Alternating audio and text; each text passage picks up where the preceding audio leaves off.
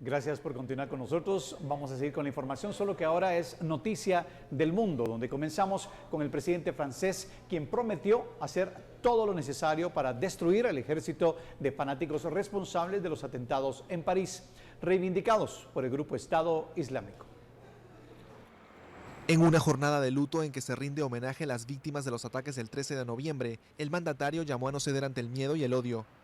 Calificó los hechos como un acto de guerra organizado desde lejos y fríamente ejecutado. La bandera de Francia ondeaba en cada edificio en recuerdo de las 130 víctimas fatales que dejaron los atentados, en los que también resultaron heridas 350 personas. Por otro lado, el Ministerio de Defensa de Rusia confirmó la colocación de sistemas de defensa aéreo en su base aérea en Siria. 2 días después del incidente, Moscú dijo este jueves que prepara medidas económicas de represalia contra Ankara y pidió a todos sus ciudadanos que están en Turquía abandonar el país. A pesar de la tensión, ambos países se comprometieron a evitar una escalada militar en la región. El Ministerio de Defensa de Rusia confirmó el jueves la colocación de sistemas de defensa aérea S-400 en su base aérea Meymin en Siria. Los misiles de última generación abarcarán la base aérea rusa en la provincia de Latakia, al noreste de Siria. Y es que 2 días después del derribo de un avión militar ruso por turcos en la frontera siria, Rusia anunció que prepara medidas económicas contra Turquía.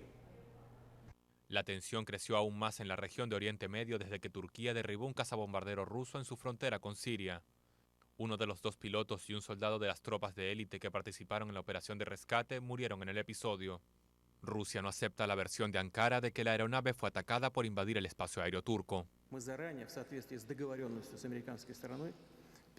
Le dimos información anticipada sobre dónde nuestra aviación operaría y el horario al comando estadounidense. Creemos que la OTAN opera en este proceso y Turquía es parte de la OTAN, así que ellos sabían que el avión ruso estaba operando en la zona. Putin clasificó como una excusa que Ankara diga que no pudo identificar la aeronave Su-24. Es simplemente imposible no identificar a los cazas rusos. Es evidente que hay signos de identificación visibles. Solo podrían ser nuestros aviones, de ningún otro país.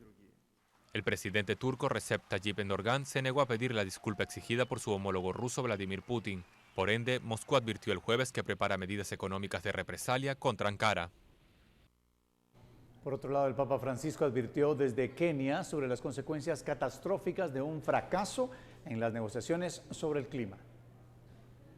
Para el Papa argentino, elegido para dirigir la Iglesia Católica en 2013, la lucha contra el cambio climático es una de sus prioridades.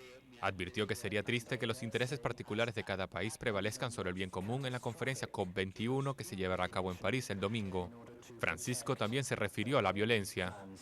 Advirtió que en África con demasiada frecuencia se radicaliza a los jóvenes en nombre de la religión para sembrar la discordia y el miedo. Destacó que en estos casos el diálogo interreligioso es fundamental. El Papa irá el viernes a Uganda y luego a República Centroafricana, un país devastado por los enfrentamientos entre milicias cristianas y musulmanas. A su vez, 2 palestinos que hirieron a 7 soldados israelíes, embistiéndoles con coches en lugares distintos de Cisjordania, fueron abatidos. El primer incidente ocurrió en los alrededores de la colonia israelí de Kfar Adumim, al noroeste de Jerusalén. Luego de lesionar levemente a 2 soldados, el atacante fue ultimado por un civil cerca de una estación de autobuses. Horas después, un segundo arrollamiento contra 5 uniformados de Israel terminó con la baja de un joven de 20 años en Beit Umar, en la región de Hebrón, al sur de Cisjordania. Hebrón es un polvorín donde unos 500 colonos israelíes viven atrincherados bajo alta protección militar en medio de unos 200.000 palestinos.